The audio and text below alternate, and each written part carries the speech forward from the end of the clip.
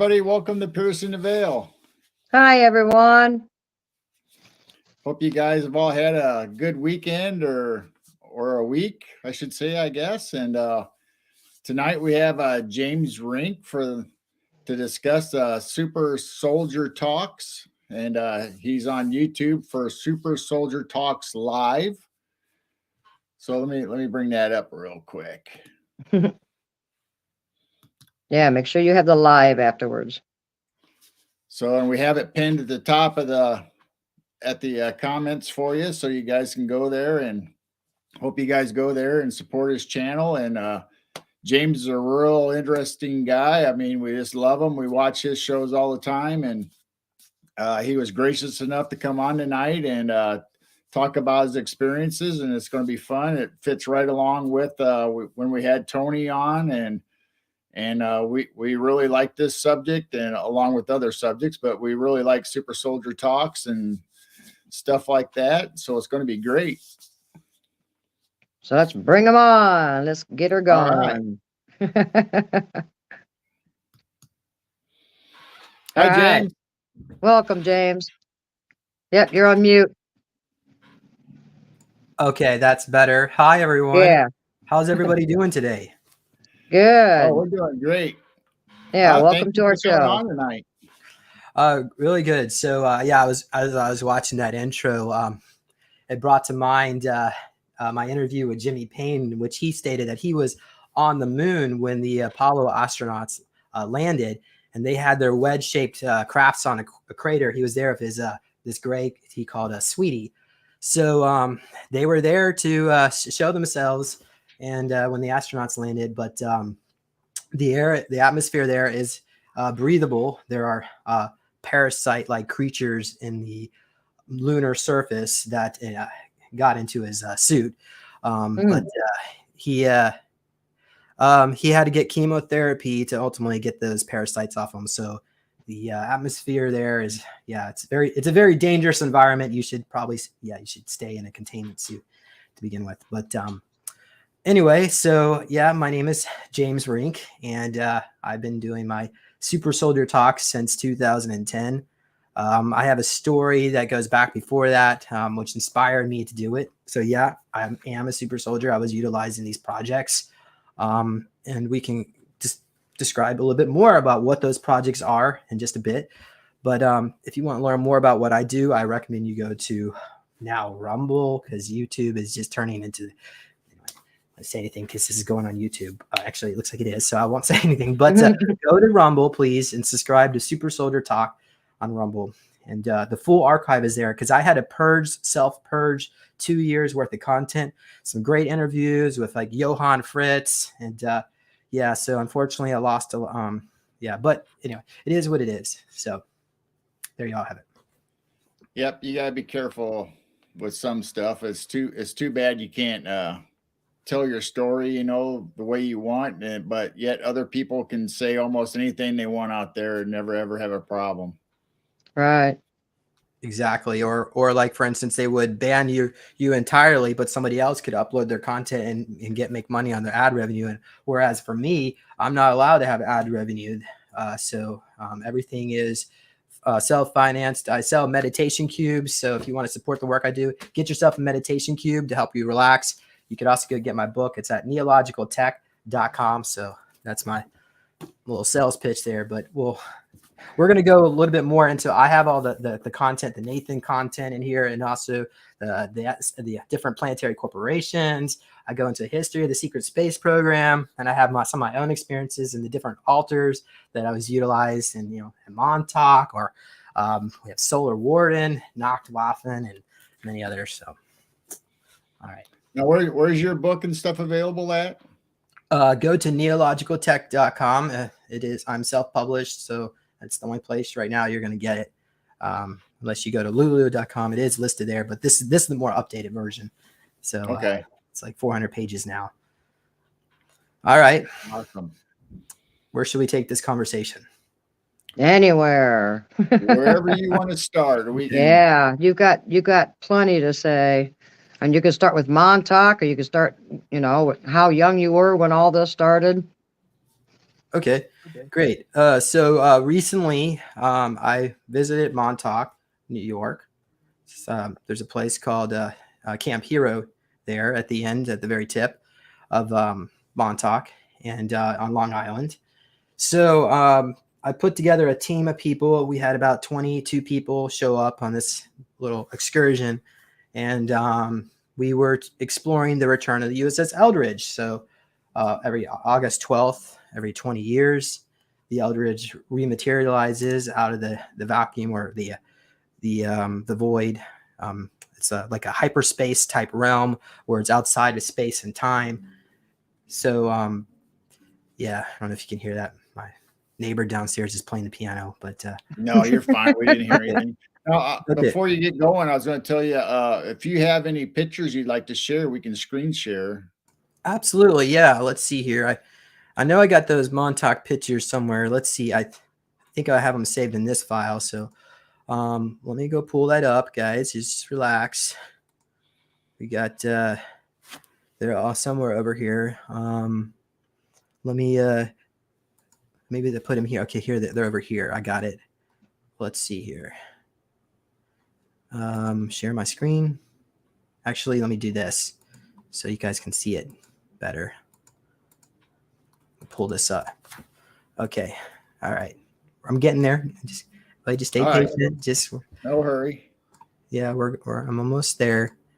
All right. So this is actually kind of funny.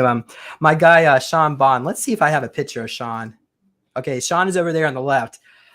He has his own YouTube channel. I highly recommend that you check it, subscribe to his channel. But he does a lot of readings and so on. But he looked at a map of Montauk and picked all these different points that we should visit. So what you just saw here earlier was there was a sign on the driveway that says no entry, restricted access, and private property. But we decided to go down anyway, and we found this sign because that was on the map. On the places, so we snuck in there. You know, I was so nervous being there that I didn't even move the ladder out of the way to make a better pose. It is what it is. I got in there, we got out.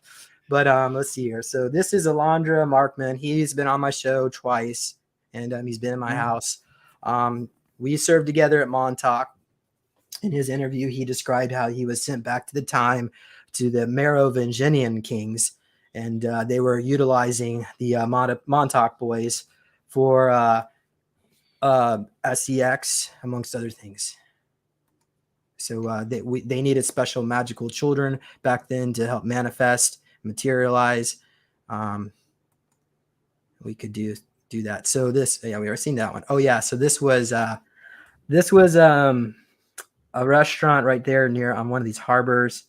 I think is Oyster Pond. I'm trying to get that one right, but that's like $190 right there. I mean, every time you turn around, it's like the food prices. You know, those little Ben and Jerry ice creams that are like normally what $6 at the grocery store, the little pint, right? Like $40 at the local IGA. Jeez. So yeah, we were all getting raped in food. Like a gallon of milk was like $15. It wasn't even like the organic stuff; it's the fake stuff. So I was just. It's a beautiful place, but that's Sylvia. She helped sponsor the trip. So thank her for her contribution. She brought some food. I drove up from Charlotte to go pick her up in King of Prussia. And she didn't really tell me that she lived in a really, really bad neighborhood. So it was an eye-opening experience. And we picked all that food up and got her out to Montauk. So wow. That's Chastity sitting next to me, and she is a really amazing seer channeler. I took her up to the Hokia Mounds, and she started talking to the Native American spirits there from another time when they were discussing that. Oh, over here is where the Stargate was, and giants would come back and forth, and then there was like different quadrants around this Indian mound. Like over here is a more advanced city where certain ET Anunnaki would hold. And then we had the giants were over here and the little people over here. And then the Native Americans, so on. Well, oh my gosh. Wow. So, that's of course, Brian. And there is, oh my gosh, Angel Love. She was one of the handlers at Montauk. She told me this funny story where they put me in a trip seat. and they were activating one of my altars, and I went berserk and killed a bunch of people in the lab. And she came in and says, "Why didn't you say the turn up the shutdown code?" And but so I guess they regenerated all of us. But I mean, I don't remember that, but that's what she says. So Wow. okay, so there's Arkeem and I. So there were let's see, there were like 4 people that were kind of working closely with Preston. Arkeem, myself, Max Spears, and Joseph Powell.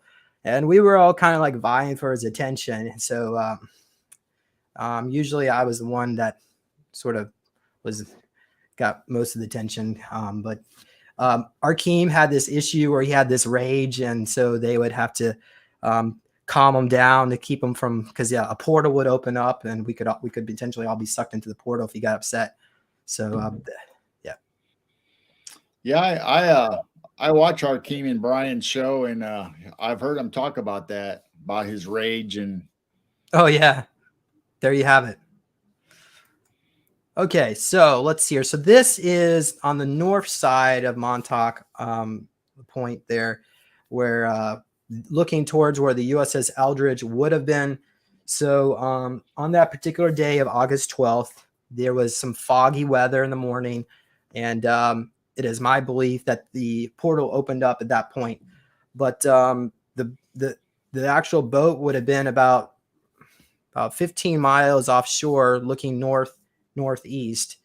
And what we were picking up, or what Chastity was picking up anyway, was that the sailors or the personnel that were on the USS Eldridge were now deceased, but their souls were there. So when you die, your soul stays near your body for about 3 days. So because they're outside of time and they're just skipping 20-year segments and they're in this hyperspace period that they don't really understand what's going on. So when they came back here, all their family members and their friends, they're all dead, and they're don't. So we just wished them farewell, because they're going to end up along. Yeah. Jimmy Payne has talked about this. He actually, he got on one of these saucer craft. There's a whole story behind all that, where he was like working at Area 51, and then he hijacked like one of the Russian ones, and then he flew it. He was on an escape velocity to get away, and then when it got away, it actually went into the future where he met these colonial Marines. But he also used the ship to get into the hyperspace portal to connect to get on board the Eldridge and try to shut it off. And that's when they were saying like the sailors were like melding through the metal. So he described it as like this like bright white light, and it looked like a great metal grate with light coming through it. And so if you like stepped on that, you would have got stuck in through the metal. So anyway, let's go on here.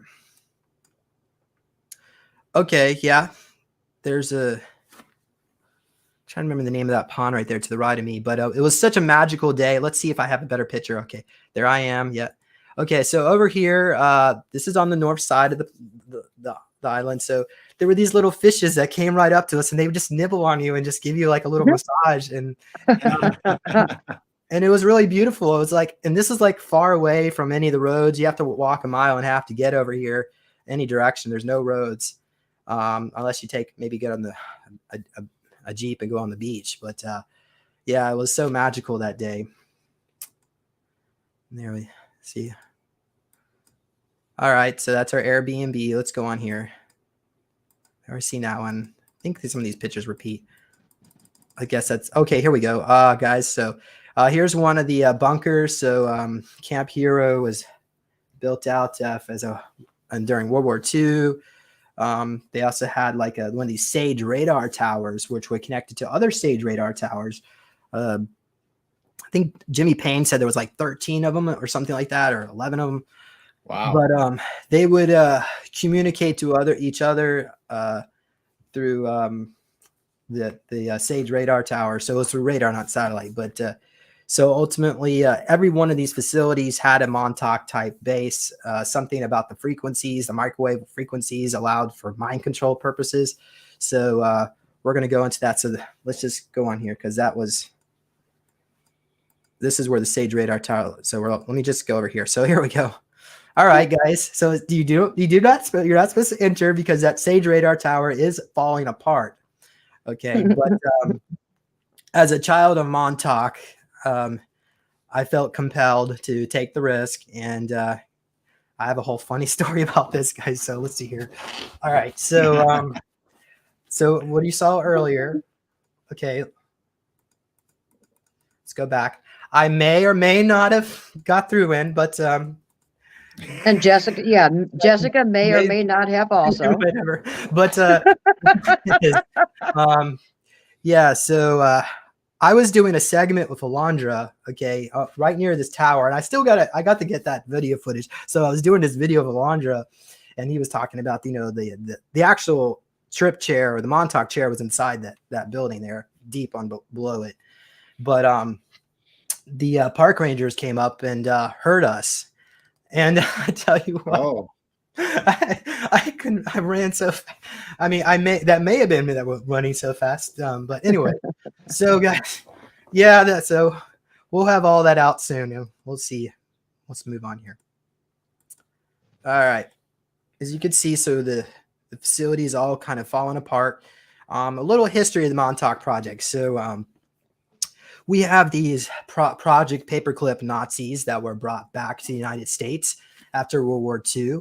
And they were experimenting on the Jews in the concentration camps like Mengele. And what they were actually finding is some of these Jews had like Draco blood. And when they weren't getting enough food, they actually shapeshifted and became like a vampire-like creature.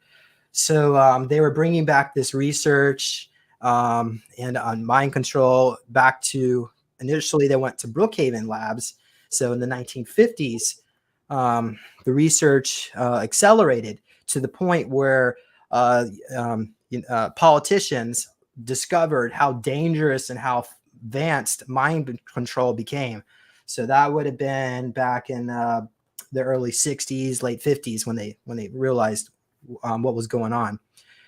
So at that point, these scientists were kicked out, and then they were looking for a new location. And in 1968, the Camp Hero facility was decommissioned. And at that point, the U.S., has been the Air Force, were interested in exploring this further.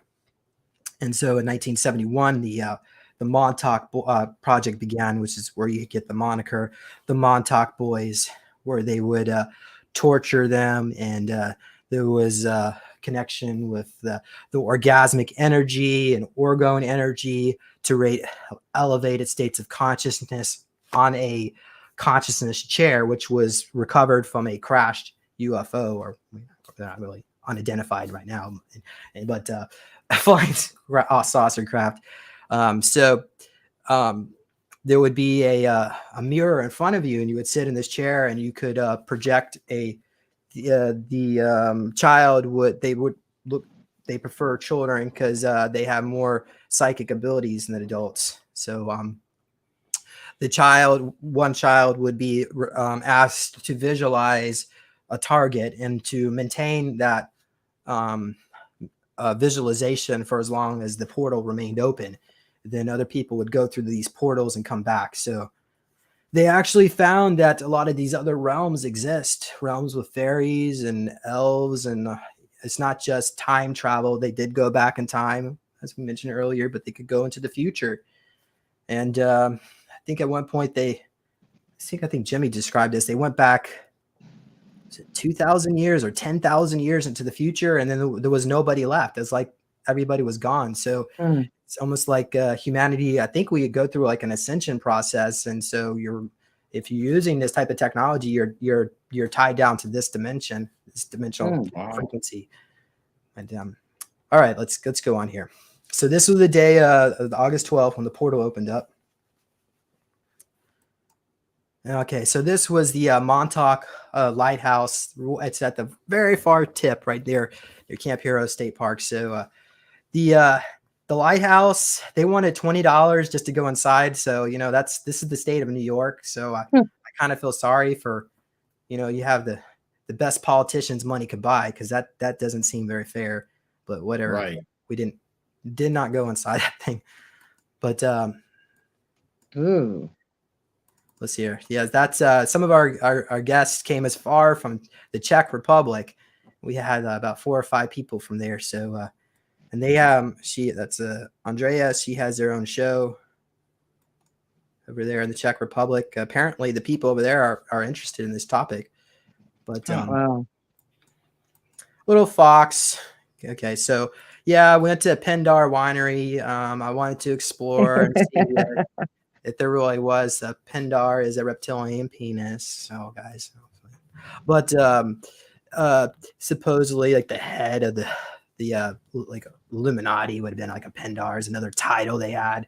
But I explored. It's the largest winery in Long Island, but I don't. It seemed just like a lot of they had like Greek statues there, but you know, Jimmy Payne seems to think that they probably did put some blood in that wine. So, guys, Oh my. I still got my Pendar Wow. wine. I probably need to just say a prayer over it, but we'll see. So, guys, let's go on here. So yeah, here's the day when I was doing an interview with Alondra and the security hunted us down. Okay, so this was the first day, and I've got I did get that camera photo shopped out of there. I don't, but for now, this is what you see. So we had a helicopter fly around on that day, and I probably got a close up here. You can see. And some of I wasn't getting this visualization, but Angel Love and Alondra were seeing visualizations where the Montauk children would fly off the cliff, and they were teaching us how to do that. So, so for those who don't know, once Montauk was able to master opening portals, they were also able to stop time. So the whole Montauk facility there was in a time freezing zone for about 30 years, where there were reptilians involved, and Thuban Draco would come and visit, and they would have this confessional booth where they would carve into your body a pentagram and whatnot and have you drink from it. And there would be reptilians and tanks, and if children weren't doing what they were supposed to do, they would get eaten. So there was it wasn't really that great of a place. Now, wasn't Stranger Things based on Montauk? Let's say maybe the Brookhaven. Montauk 1.0 would have been the Moniker Boys. But then we had Montauk 2.0. So Montauk 2.0 took place in the late, so this would be in the late 70s. It would be a consortium, like corporations were involved, but they got a hold of a Sungate, I think it was what it's called. So it was technology that was discovered somewhere in Central America where it would open up a portal. So this particular device, in order to activate it, you have to create a sacrifice because it was blood specific of people from that area. So it was probably some kind of reptilian or Draco technology. But the military was abducting children from Central America and bringing them back to Brookhaven to sacrifice them to utilize the technology. So they wanted to get some kids from Montauk that could open up portals, and we were able to do that. So I was part of that project. What would that be around Plum Island? What would that Plum Island is, I would say, 12 miles northeast of Montauk? It is really close. So, Yeah, I thought it was close by. Wow. And it's funny. Go check out the Google reviews.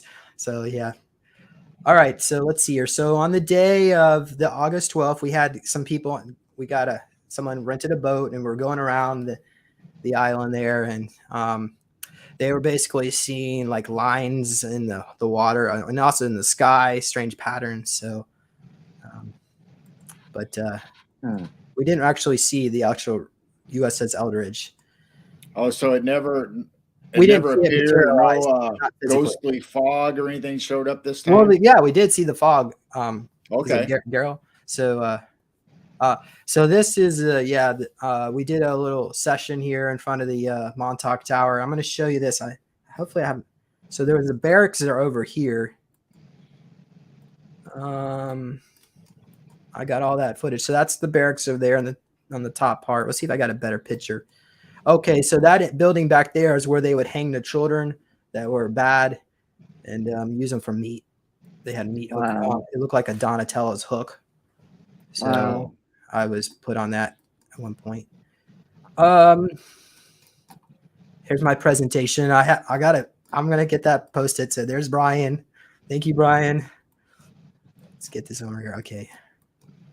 Okay, here's our helicopter. Let's see if we can zoom in here. Wow. He's waving to us, guys. So, but I don't know if there's anything mysterious about that. It's just a black helicopter.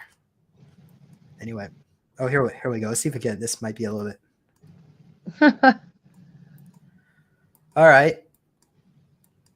This was this area was also near the barracks, and we were picking up that this was a grave site. So if they could ever get the permits from the state of New York, you don't be surprised to find a bunch of children bones in this area. Wow.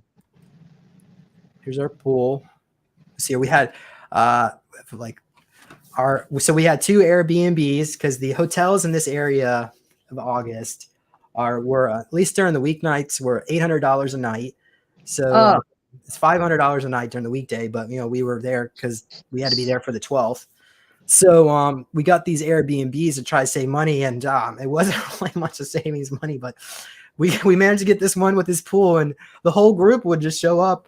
We would hang out around 2:00 in the morning, and we would try to be polite to the other homeowners and be quiet. But Michael, from Long Island Bigfoot, he was making so much noise and doing all these jumps and flips in the water at 2:00 in the morning. They had music going. I'm like, okay, guys, come on. We want to be invited back. But all right. That sounds like Mike. That's Steve Strom there and Catherine. So I'm going to have Steve's interview coming up soon because he was in Nachtwaffen, and also he was one of those Montauk boys. I don't know what this is. I wasn't there, but Arkeem might know. Let's go on here, guys. So here's back in the 1970s what the barracks would have looked like. Wow. So I was in one of those barracks. I have an old story about that, but you'll find out in the interview. The building to the left is the cafeteria.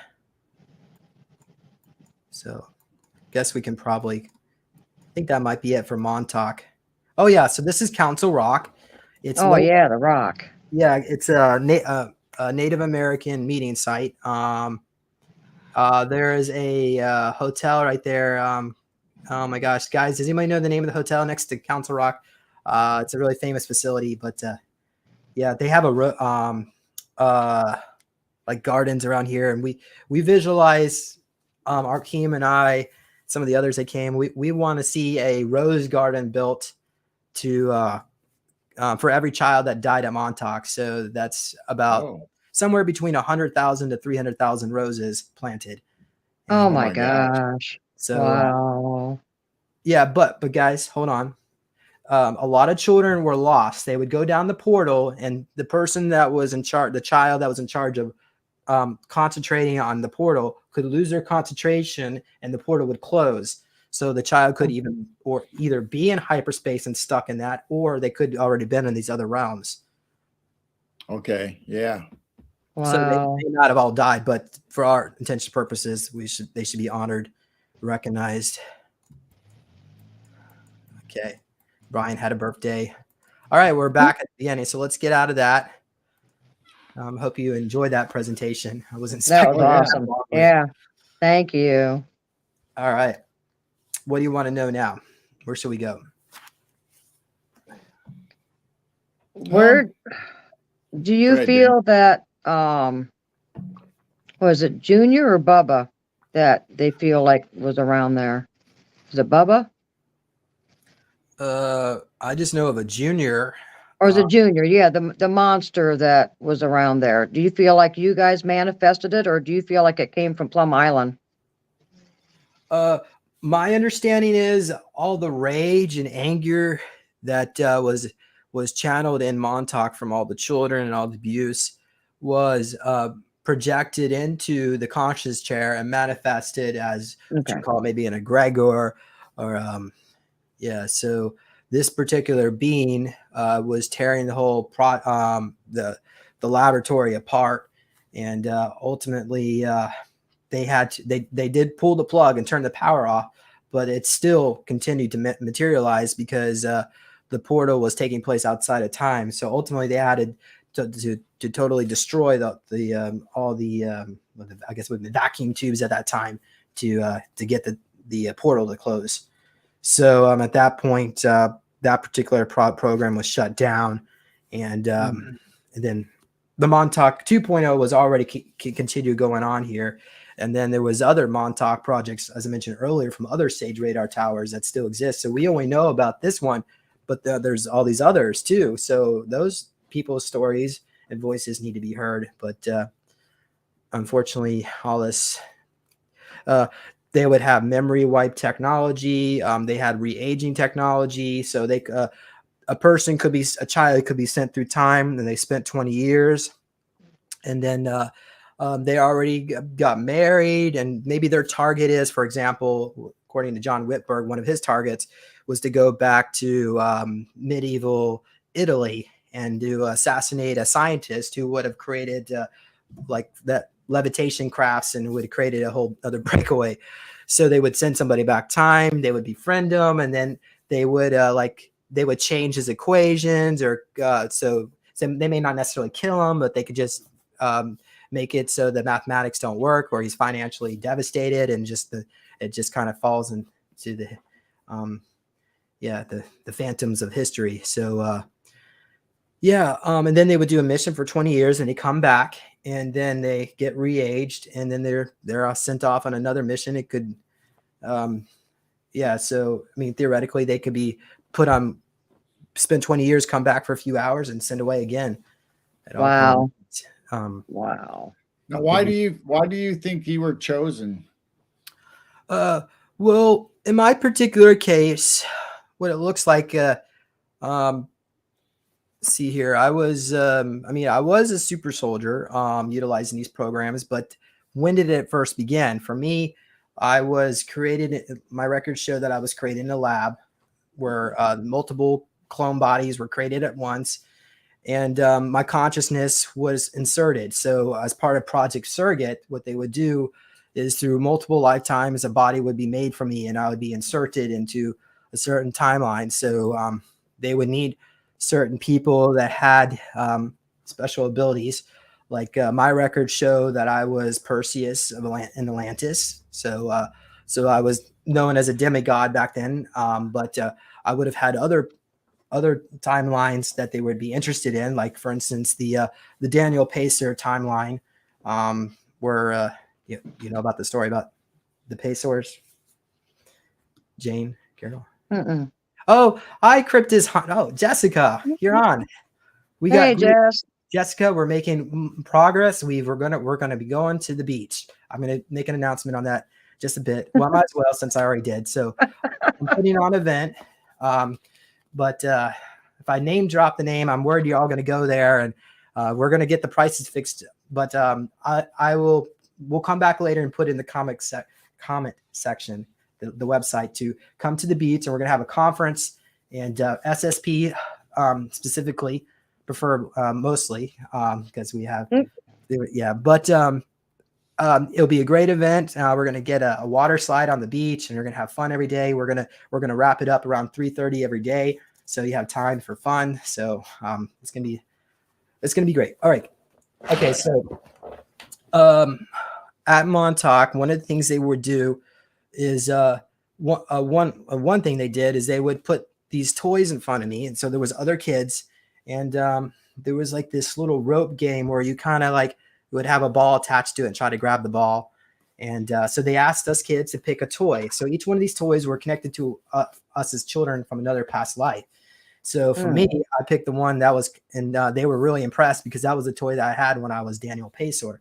So I talk about that. I mean, I put my Changes on the Horizon documentary together about Saint Germain, and but that's like 3 hours of content. I'm going to go into that right now, but So they were looking at that, and some of my abilities, they were very impressed, and for that my consciousness gets sold off into other projects. So for instance, for Umbrella, my consciousness was put into a hulked body, the Hulks. So Hulks are real. They were created in this. It's an alternate timeline where we had a zombie apocalypse. Okay, so in that particular time, Umbrella Corporation was basically running everything. Because they were, when I say running everything, they were this big, powerful corporation that basically ran the government too. And in this particular timeline, there was a lot of people were more negative than they are in our timeline. So Umbrella created a bio virus. Okay, I gotta be careful about you. Yeah. But it's just for fun. We're talking about Umbrella Corporation, guys. So okay, but they created something. It had am I allowed to say it? The letter A, the letter I in it. So this particular compound was from Offworld, and it was created. So it was supposed to reduce aggression. What happened is it infected a crocodile and it mutated, and then the crocodile bit a human, and that actually took place in our timeline in Miami around, I think it was 2011. There's some videos showing somebody eating somebody's face on the side of the road. So that was contained in our timeline, but over there, it became the zombie apocalypse. So here's the problem, guys. So we have right now, when you look at most people, you basically see a normal human, which most of us, like, we have almost no abilities compared to what we would have off world. Right. So when a normal human, let's just say I hate to use the word, call them like non-player characters, but basically people that are like low consciousness, they can imagine taking one soul and splitting it 3 billion times and putting in 3 different billion people. So that's like where most people, they have just a little tiny bit. There's a little bit in there, but not much. So these people, when they die and become a zombie, they will not be able to open up the door. Okay, so they're just banging to the door. So where somebody is high IQ, they wouldn't be able to turn the doorknob. Okay, so here's the thing: if there's a sleeper super soldier that we're utilizing these projects that have these abilities, but they're locked up in altars, when they die, they will be able to phase through the door.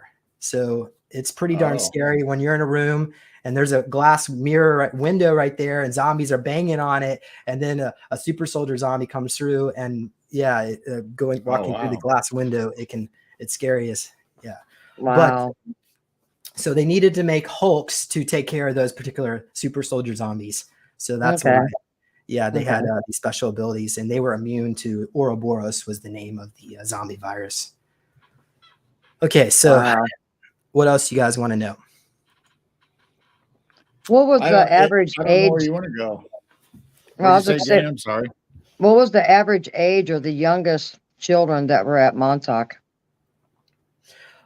Okay, well, Jane, that's kind of a loaded question because some of the children haven't been born yet. They would go into the future and grab them. So they would. Oh, wow. Okay. They would be taken outside of time, or their consciousness was placed into a clone body. They had re-aging technologies. So I wouldn't put him behind them to genetically engineer a baby in vitro, insert in vitro and all that. So, okay. All right. So actually all ages didn't matter. Okay. Yeah, they could grab someone who's really old and utilize them, or they could punish somebody. If you did something wrong, they would re-age you to be really old, and you would spend your senior years in a prison. So, there's a lot of. Okay, all right. Does the audience members have any questions? Well, I've been kind of looking. I haven't really seen any other than that one we had earlier. Okay. But so they had a program where they would test children to see what their gifts were or their abilities, and so is that what they were looking for kids that still were open to the I don't whatever their abilities were, whether it's clairvoyance or whatever their powers were. Certainly. They were looking for anybody that can open up that wormhole, and a lot of children, they didn't make it. There was this trauma torture process where they would create altars. A lot of children would die through that. There's ultimately only so much trauma a certain individual can take. But so let's see here. How about we let's go into, maybe would you like to know more about maybe my self-awakening story? Yeah. Yeah. Okay. All right. So let's go back to 2000, and this is probably 2004. During this time, I was in communication. It was all through Yahoo Messenger. But an individual, he told me, I think he said he was 14 at that time, and he was having problems in school with rage issues. He said his father had heart problems and rage, and they also had telekinesis, enhanced strength, where you can move a bowling ball around with your mind. And so let's see here, like 6 months pass by, and I don't hear from him, and I'm already moved on in my life. And he contacts me again, and he tells me he nearly got kicked out of school. Well, he did get kicked out of school, but he nearly got thrown in juvie. So his parents, his mother and his stepfather, moved to a new house. This particular house they got a good deal on. And he was telling me the story about this Tyler Pirtle guy. He was, I think it was like 14, 15, and he murdered his, I don't know, was it like this babysitter or something that was in the house taking care of some, I guess, but not him, but maybe, I don't know. But there was, and his parents were away when this happened. So to me, it seemed like it was some kind of like MK Ultra kind of stuff where the kid just lost it. And then he ended up committing suicide in the house. So they got a good deal. So he's telling me this story. I'm like, and there's a dog howling outside his window. And he's telling me how he had telekinesis, and he would black out in class and speak in other languages. And then he told me this story, how Lucifer came to him. And then I told him my story. Well, which I thought was Archangel Michael came to me. And Michael was holding the sign of the Trinity. So I guess that would have been on the right hand, right? This Trinity thing. And then he was holding a torch of blood. So it was like to me, it seemed like I think it was a gold torch. But yeah, and he was in my room hovering over me. And anyway, but so at that point, I had my own like kind of religious programming, and like this guy's probably possessed. So I grabbed a book. I went to the library and grabbed a book on demon possession, and also on MPD and DID, multiple personality disorders, just to see what's going on here. And I read it, and I reached out to Nathan. I said, Nathan, why don't you check out this Andy Perot article? So he told me that he to never mention that to him again.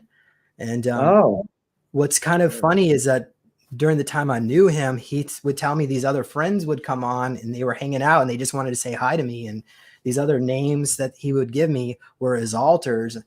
And what happened is, let's see here.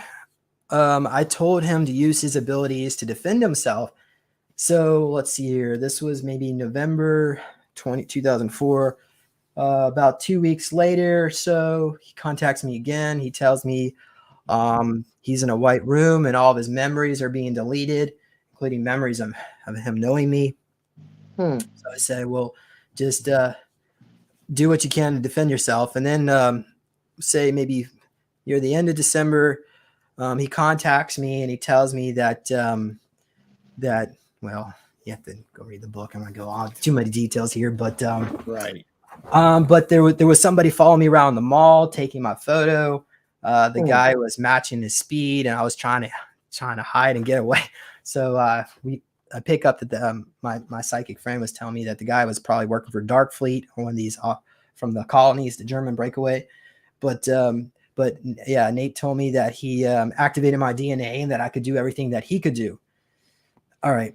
So after that, going into that January or so, I had let's see here. There was one night I was on my computer late at night, and there's these stairs that go downstairs to the kitchen.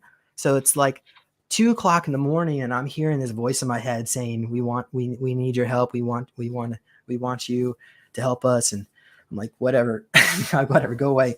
And then maybe about 4:00 in the morning, I go downstairs to close the door because it was getting cold and drafty in January.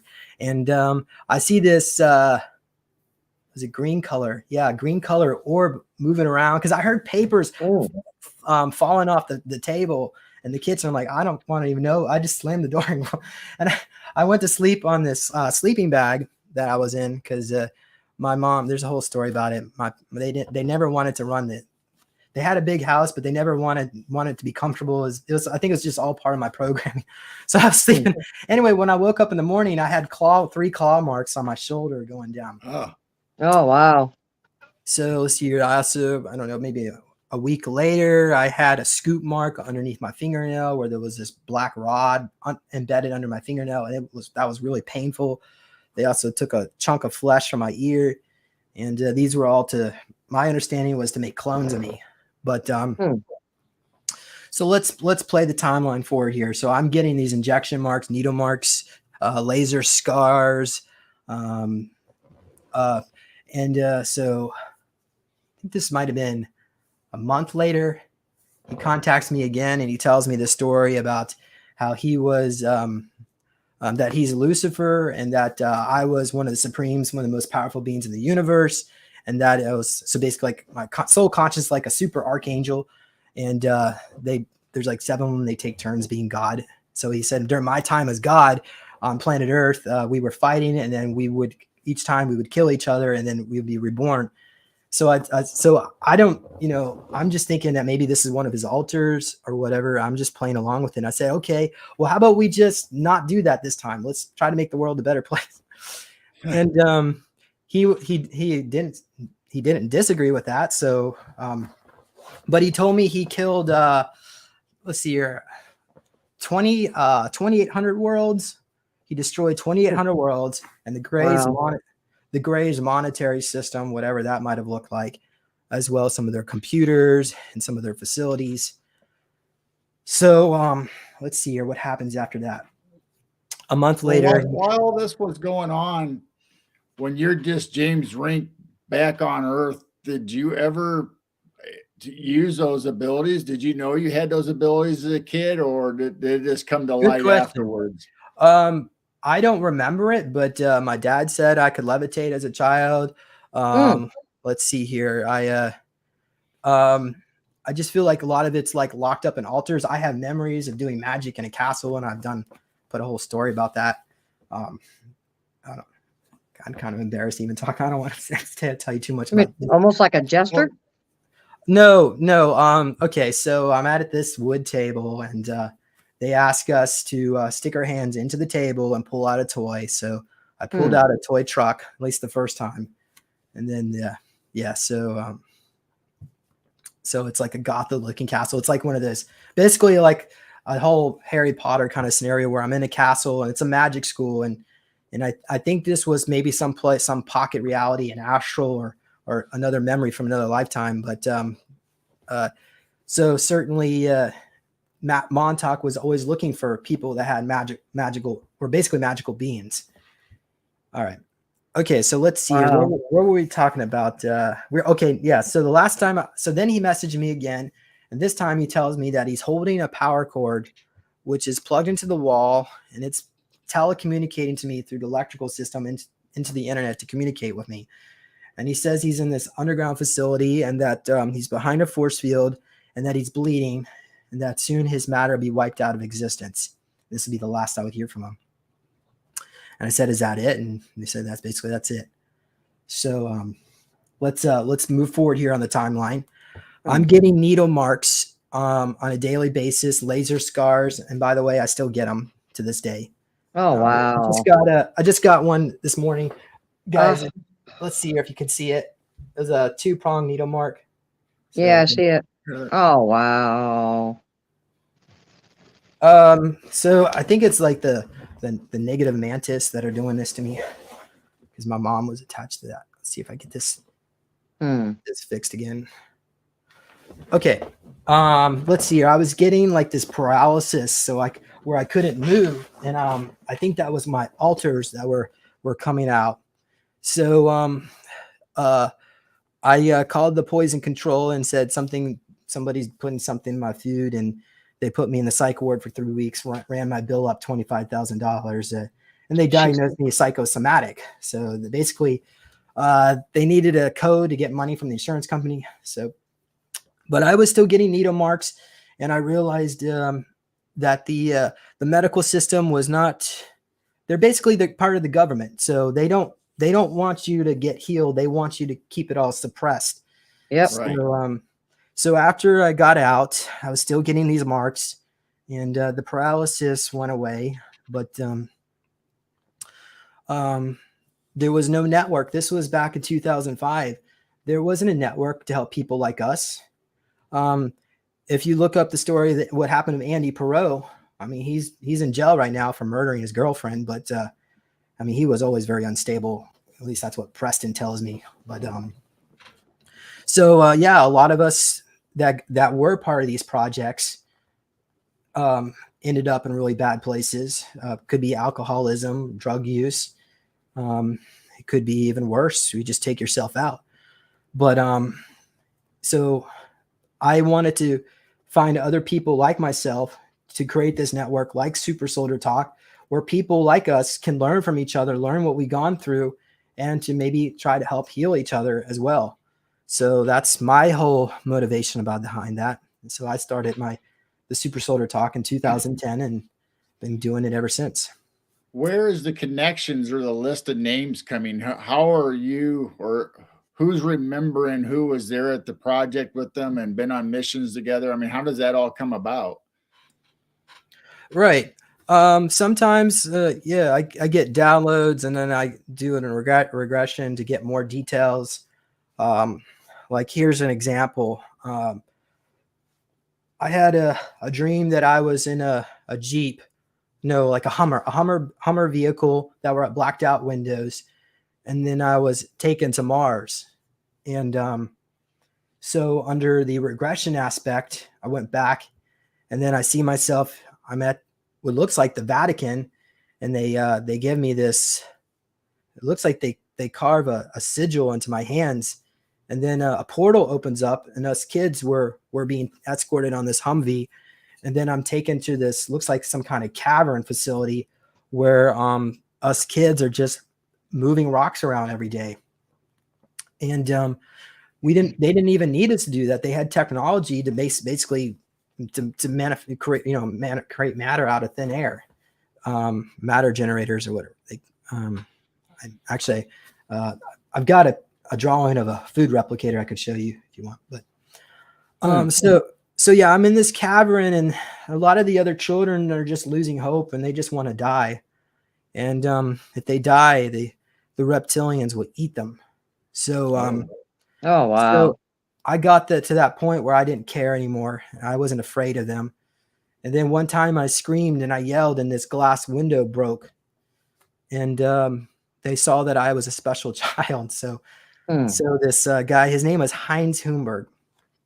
He handles Henry Kissinger's money on Mars. So there's like this area of Mars where these mansions, and they're all kind of like in this ring underground, where they might have like 12 mansions tied together.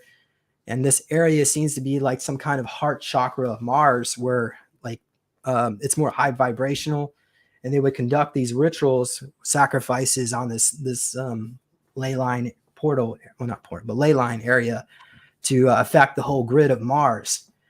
But so this Heinz Humberg, he handed me this candy bar, and because I was hungry, and I ate it, and he said, "You want some more? Can you do another trick for me?" And so I did more, and then they took me into his house, and you couldn't really get away because this he had like some kind of Draco mantis type DNA where he could like see anybody that was coming close to him. So that particular altar, his name was Thomas. But yeah. Wow. Anyway. Now, is Earth the only place they're taking people? Is there other civilizations on other planets? And good question. Yeah, that would probably be more my SSP 101 presentation, but certainly. So let's look at the breakaway. According to see here, I think it was John Whitberg. He seems to think there's about 100 trillion human people in the breakaway. Wow. Thomas Alvin was bringing it closer to 10 trillion. So essentially, let's go back and explore what happened. Now we know about the Vril and the Hannibal type crafts that were being developed with guidance from the Vril Domins in Nazi Germany. And so the Germans basically had this philosophy where let's just forget about everything else and come up with something totally new. And that's when they were able to develop these type of technologies, because basically all our sciences and mathematics are all wrong. Well, not all, but a lot of it's, false. So with help from so they were able to recreate a craft with a spinning mercury drive. It had the red mercury in it, but it would spin at 100,000 RPMs, and it could help negate gravity. But it was also, they found that it could be used for time travel. It's called Daglaka, so the bell. So that technology, I believe, was actually copied from Nikola Tesla. So they were getting prototypes from him and expanded upon it. So once they were able to get access to this time travel technology, the possibilities opened up for them. So the Germans had already settled Mars in the 1850s. The elite, the rich, wealthy elite of Prussia at that time had access to a tall, white facility called the Lancet facility in Prussia, and were utilizing portal technology to visit Mars and settle colonies. So this information is from Peter the Insider, but I'm going to just share it with you, and maybe you can do the research and try to confirm if it's true or not. But the story, what looks like what happened is that there were cyborgs from our future, maybe 2400 or 2500, that went back in time to our Middle Ages, to like 1600, and settled Mars. So in the 1850s, when the Germans settled, there were already cyborgs that existed there. Oh. So according to Peter, now I'm thinking this might be an alternate reality. So there's a reality where there's bananas on Mars. It's tropical. So it almost looks like, according to Peter the Insider, around the year 1900. So we're looking about a period of 50 years where things de-escalated to the point where a cobalt bomb was detonated on Mars, and it ended up burning up the atmosphere. So when the Germans started using the levitation technology, the flying platforms, the Vril, and by the time I think they got out to the moon. It's around 1932. They started. They made a treaty with the Draco to get the 100-acre territory on the moon to set up LOC, Lunar Operations Command. So that was set up in 1939. I think that treaty was signed with the Draco to get, because all the land is already claimed on the moon. So at that point they went to Mars, and when they got there, the atmosphere was ruined, and there was also the portal. It actually damaged space and time, so like negative entities were coming through. And so that's where, like, if you ever see the video game called Doom, where they're on Mars, and they're fighting through hell, so they go through a portal. So that's all soft disclosure there. But wow.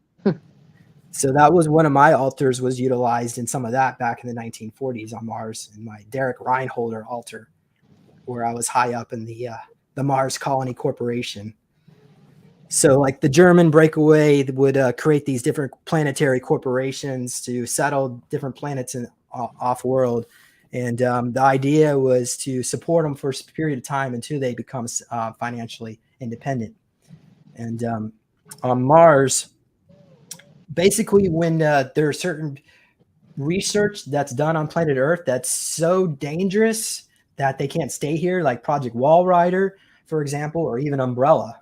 So Umbrella makes the chemicals for the chemtrails on Mars because they're so dangerous.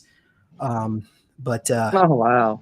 well, maybe dangerous to make, but the actual chemtrail chemicals is a soft kill method. They want to sterilize us and eventually take over our land, you know. So that's supposed to take 100 years to work. But you know, humans, we're known to breed like rats, rabbits, or whatever. So we make really good slaves off world. So that's another reason why we're not being allowed to be set free, because humans are being taken, spend 20-year mission, or it could be 60 and back, and then they would.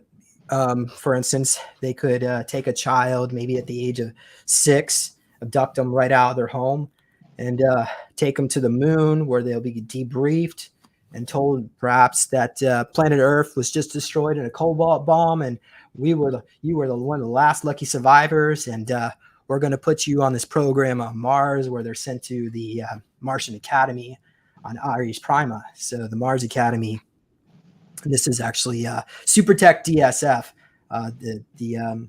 He talked about how he was taken and that's such a trajectory. And at the Mars Academy, they would inject him with this red serum that would increase his IQ. So, you know, your IQ would go up. Maybe from here on planet Earth, it's 130, but out there it's 230. And then if you take the black goo, it can go up another 400 points. But they would take a picture of his astral body, or I don't know if there's an aura camera, but it would at the end of his 20-year period, they would recompile these pictures that were taken every week and to bring them back down in age. So it would take about a week to reverse about 10 years of age. It's my understanding, but you know, the technology is different. I'm sure it could be more advanced than that, especially when you talk about cloning. It could take a few minutes now to make a clone. It all kind of depends on how much, what planetary corporation you're talking about. But all right, so they would go back in time, and they would take, for instance, they would go back to maybe the Dark Ages, and during the bubonic plague, and pick a bunch of people up that were supposed to die, and take them and send them off in the breakaway. Or they would take people that might have died like in a plane crash or a railroad crash or something like that. They would pick them up, or even natural disasters, pick them up and send them off world to be slaves. They would send them back in time 5,000 years, for example, and there might be one person that knows the true story, but these civilizations and cultures are allowed to develop. So in that show Star Trek, a lot of people, I mean, if you actually were to think about it, why are they visiting all these worlds with human-like people? But that's because the breakaway. And by the way, the Enterprise is real. It had three engines on it, not the 2. And Spock is real, but he's actually like 4 foot tall. And Well, that is funny, because one of my childhood memories, and I've told it on our show before, is that when I was playing with neighborhood kids wiffle ball across the street, I looked up and I saw the Enterprise, and it was just hovering there. And I mean, that's exactly what I saw. Did it have 3 engines on it? I don't remember how many. I just knew instantly that it was the Enterprise. The Phoenix Lights were also sightings of the Enterprise. This is all according to Jimmy Payne. So, interesting. Yeah, I don't know what planetary corporation it was utilized for. I'm guessing maybe Solar Warden, but So Vulcans come from planet Vulcan, but that particular planet was also one of the locations the Germans were going to in that Lancet facility back in the early 1850s. They could go to planet Vulcan, which is located inside our sun. It's got like a protective barrier to keep it from burning up, but it is very hot there. Oh wow! Breathable. How many federations or corporations are there? Did you work for one in particular, or how does that all work? I don't have that information to know how many there are, but in my book, I mentioned at least about 15 of them, different types. My Wow. record, yeah, I mean, I only have memories, maybe about 8 different types or so, but I've already mentioned Umbrella Corporation. Right. Kruger is another military contractor out there. So Kruger was located in a another timeline where the Nazis won World War II. So in this timeline, things were a little bit different. The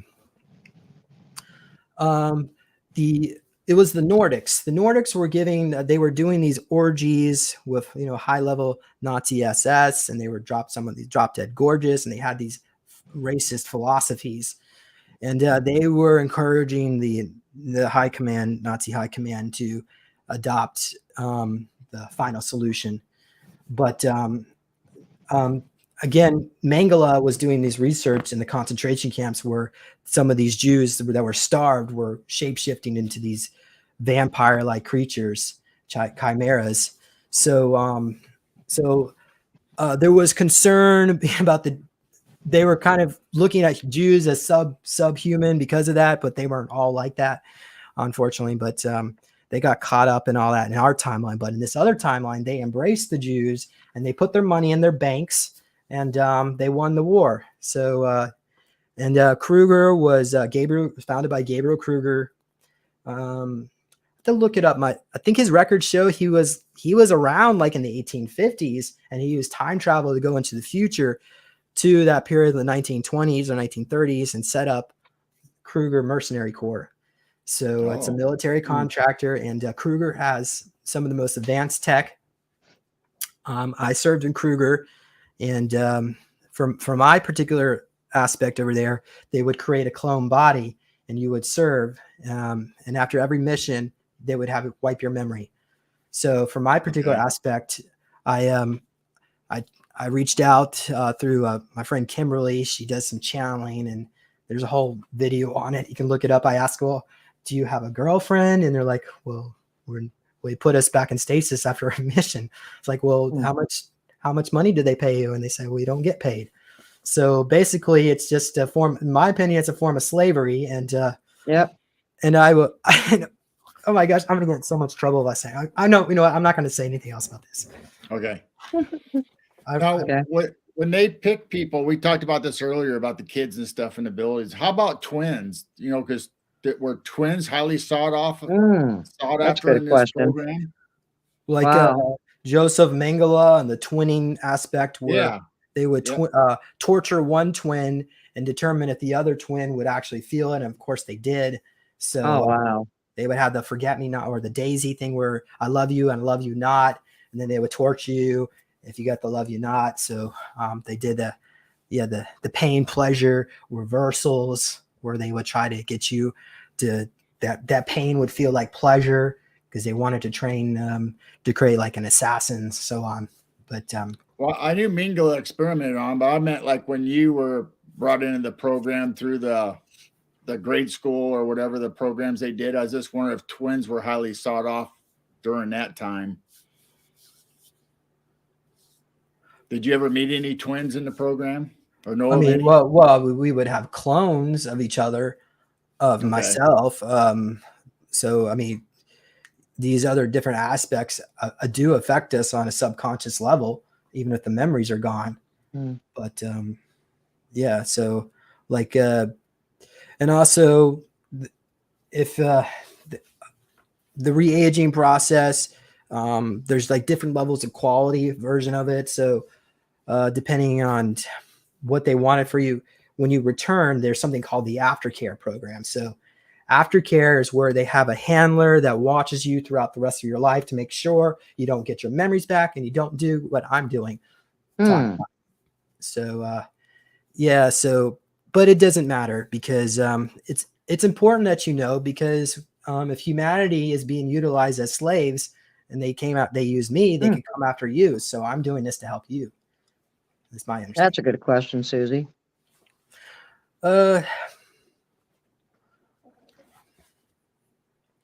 Okay, so my understanding is my front my personality is like a front altar. So that's basically, I am already operating in an altar, but these other altars are utilized in other clone bodies. So the answer is I don't believe that is the case. However, the trauma is all, it can feel real. Like for instance, I'll give you an example. There was a mission where I did, and I was escaping, and the portal closed on me, and it cut off my feet. So the bad guys used that DNA to clone me out and torture it. So that would come back and affect me in the here and now. So yeah, so we're all this is all connected on a quantum level. But okay, where else do you want to take this conversation? Let's see how many off planet other than like Mars and the moon have you been to? Do you recollect, or do you know of other civilizations you've been a part of or been at? Well, I have a memory of being in Nachtwaffen. So Nachtwaffen stands for Dark Fleet, but or really night weapons in translation. But they wanted to call themselves Dark to make them look more scary than they really are. But when the Germans went back in time 5,000 years and made deals with the Draco and got hold of this technology, the Dark Fleet was founded about 5,000 years ago. But yeah, so I served it. So they were looking for people who are athletes to be utilized in these projects. So another one of my project surrogate altars that were utilized in these programs. So my soul was in that body. It was created for me by the Matra. That particular clone body was called a Hobie Baker. So you can look it up on Wikipedia. It was a hockey player in the 1910. In World War I, my plane went down, and I died under mysterious circumstances because I was an ace fighter pilot. There was no reason I should have died on a foggy day. And it was the last day of the war that I was serving, so I was supposed to go home. So remote viewing, see myself being picked up by Nachtwaffen, and they take me to the moon where I'm being utilized in these projects with the Matra was there. And they were testing me and trying to, in this holographic simulator, to see my capabilities, to see targets moving around, target practice. And they want that for a navigator because there's lots of different potential, different, oh my gosh, like meteors and that you have to navigate through. So yeah, so that's why my last name is Rink, in honor of being a hockey player. They even have an award called the Hobie Baker Award, but okay. Wow. All right. So let's see here. So we talked about Nachtwaffen. Okay. Off-world. Yeah. So there was this one mission in Nachtwaffen where I was sent away on this planet on an away mission where it was like leave time, where it's for leisure, off time.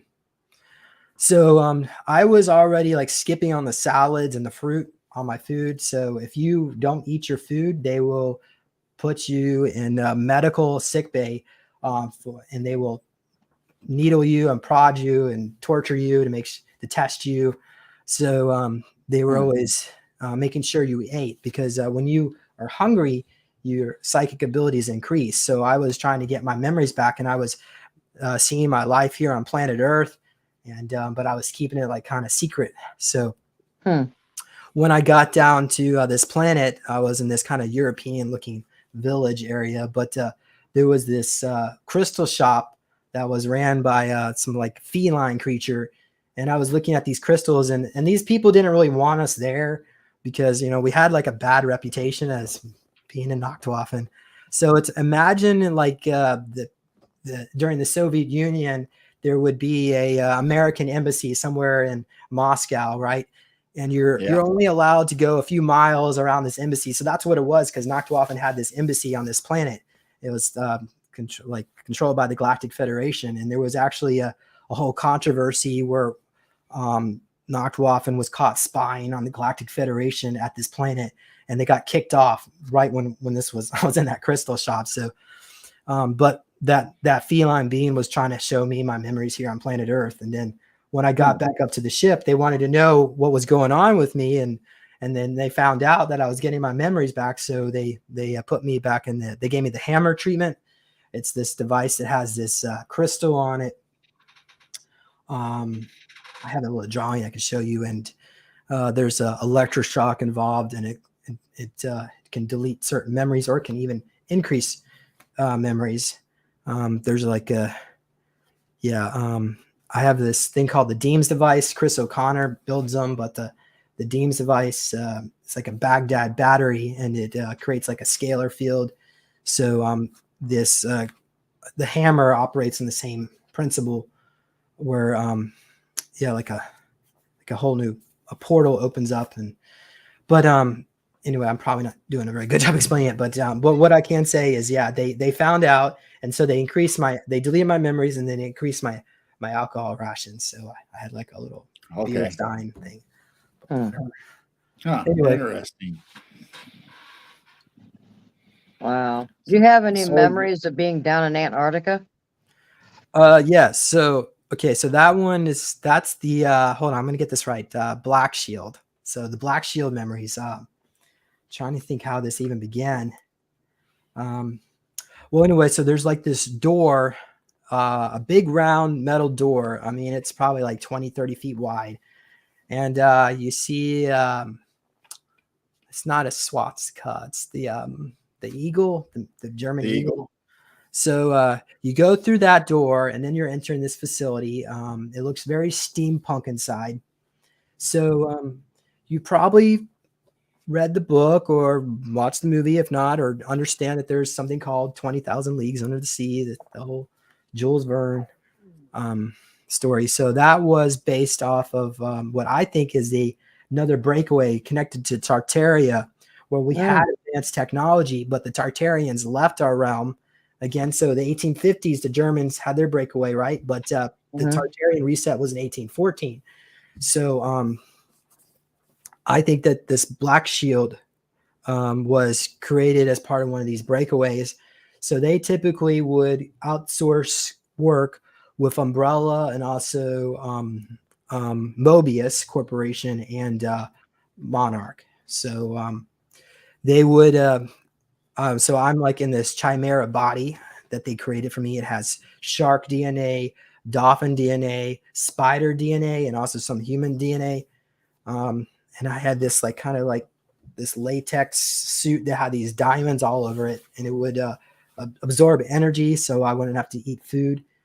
So I was part of these aquatic super soldier programs. They would use me underwater and to basically searches and rescues, or looking for treasure, espionage, or so on. So there is a whole aquatic civilization that exists on our planet, guys. So I did a regression one time, and this one lady, she had these memories of being in Atlantis. So we looked into that, and what we see is basically there's three giant, and this was confirmed with Peter the Insider, there's three giant biodomes. I'm not saying that's the only one, there might be more, but this particular area on the bottom of the Atlantic Ocean, and it's a lot bigger on the inside than the outside. So maybe the outside may be a few miles across, but the inside, it could be 100 miles or even the size of Texas inside these things. So there's about 300 million people that live down there, and they are about 10 to 12 feet tall. Sort of like that Tartarian thing where there were giants living among humans. And we were talking to this female down there who was like this elder. And because the Atlanteans, they can live for 100,000 years. And that's basically what we should have had our DNA not got damaged and downgraded by the custodians, the whole story. Right. But essentially, they were telling us that the Americans, or really the Navy, was interested in getting into that biodome, or that dome. So they were shooting tactical nukes or whatever weapons they could get, and they could not penetrate it. So eventually they made contact with them, and they asked for like an exchange program. So personnel were exchanged, and what they found was that the Navy the military folks were stealing. They were trying to get like copies of their DNA, and they were trying to go into their databases and stealing information. So the whole program failed. So that's what they told us. Essentially, our own military assaulted them and tried to steal from them. So they don't really look good at us like we're really good people. So, it's going to take a lot of work to kind of heal that kind of relationship, because 300 million people is a lot of people. That's like a whole another country, like the United States, or something even more advanced that exists here amongst our planet. We don't even know about it. Right. Huge sea creatures like titans in the water. Well, there are water dragons. Oh, really? Yeah, that information came up with David Lotherington. We were doing some work on this, trying to connect with these different beings, aquatic beings. We found that the ocean, it looks like it goes deep underneath the United States and goes all the way out to the Pacific. So you could take a submarine, and you can actually, California is on a giant ledge. So that's why you hear about that rumor, that earthquake where the California falls into the ocean, but it's on a ledge. Right. So all it takes is a nuke to knock that all out. But they could go under there, and there's like submarine base in Los Alamos or Sandia Labs, Yep. and it goes all the way down to the East Coast to and there's a facility near Lake Norman, North Carolina, where I was picked up as a child and taken the submarine to go to Black Mountain, where I met Henrik Himmler. So he actually escaped. He didn't die in custody, but yeah. So we were looking at these water dragon creatures, and there looks like there's a whole nother ecosystem deep within the earth and these oceans that flow underneath our continents. So we have a lot to explore. If we could just stop being restricted and allow us to communicate with our extraterrestrial brothers and sisters, and Right. even our own planet. There's a lot of work to do exploring. So our future is going to be pretty amazing once we get set free. Did you have any missions to Inner Earth or Hollow Earth? I mean, because I know that's kind of connected to Antarctica also. Missions to Inner Earth. Well, there was one mission where I was utilized as a Hulk. I would go into a base and just destroy everything, but Oh, wow. they would have to have a handler guy to kind of calm me down afterward, but that's all I really remember about that. So, Okay. Mostly just right along Susie's question about the creatures and stuff. How about off-world planets or any cryptids? Do you remember Bigfoot or Dogman being on any of the bases or installations? Oh, yeah, that's a good question. Let's see here. Well, so other than like in the Black Shield, they had another like hawk-like creature. They had like amphibian-like creatures, humanoids, and they were all like 15, 20 feet tall. So they would use them off-world. But certainly they would be interested in that Sasquatch DNA.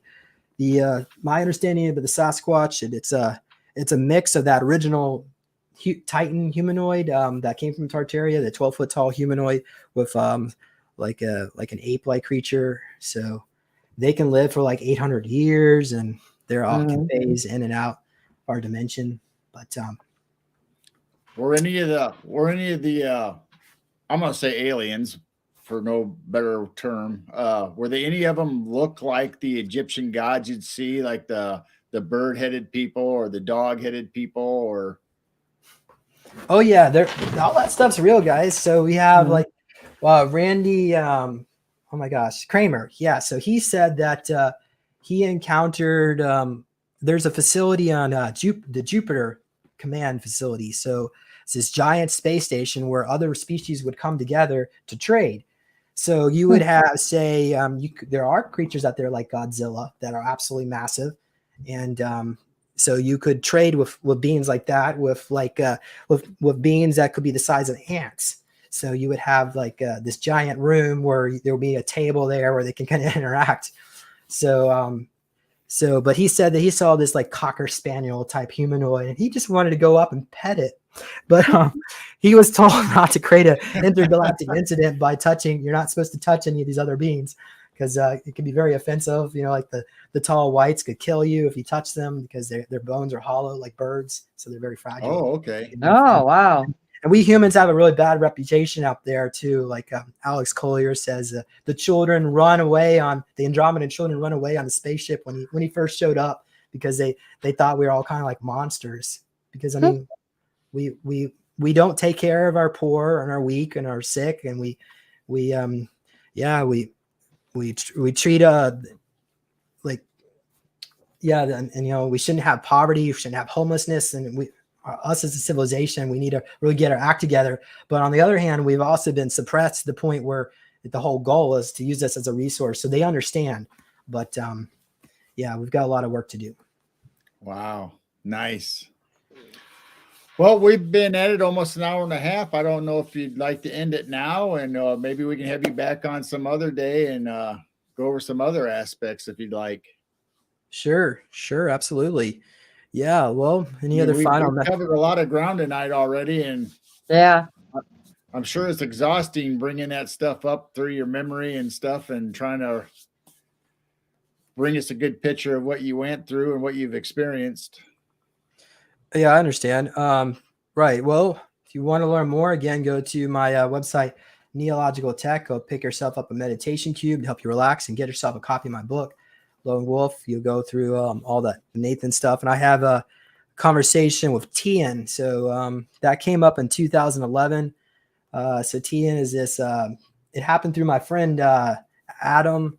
He was telling me he looked like a spitting image of me. So so he had his altars were coming out and shared all this knowledge with me, and it was through Tian. Tian was a 14-foot tall reptilian from Diredes, 1464 or something like that.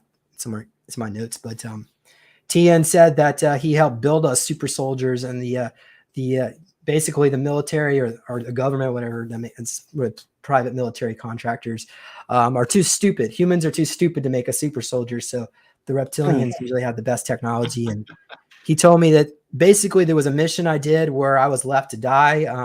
It was arranged that my team would leave me there behind, and he came and rescued me. So he saved my life. And he just told me that reptilians have the ability to have love, and he became attached to me. So, but he's like a hippie scientist that says, fuck the establishment, if I'm allowed to say that word. But so Tian helped me out. He told me that Nathan was basically on the moon in a facility called 45-9 some other numbers. But he was in a prison facility, and that he would probably never remember who I was. And that was a clone of him. I didn't tell you all the other parts, but. Right. Okay. Do you feel like you still have clones out there? Oh yeah. Let's see here. I have an altar on the moon called James Ring. So that particular aspect is in stasis because a lot of the lunar facilities are all being cleared out. It looks like there's a whole program switching over where we have Earth 1 and Earth 2, and we're people that I'm very careful about my words. What happened, a process that happened over the last 2 years, or going to that other Earth. We're going to where I believe higher dimensional. Some people are going to the lower Earth. Yeah. Okay. All right. Wow.